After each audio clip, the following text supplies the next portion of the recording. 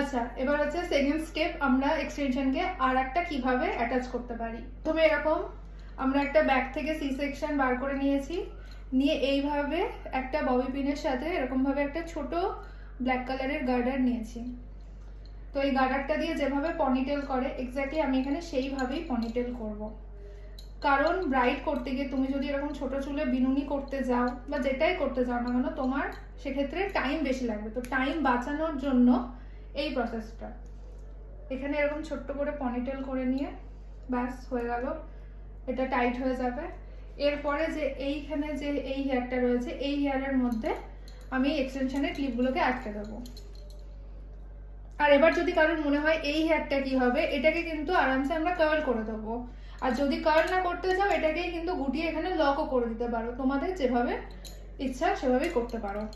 তো এখানে এবার আমি এক্সটেনশনটা ক্লিপগুলোকে অ্যাটাচ করব। যারা ব্যাক কমও করতে চায় না,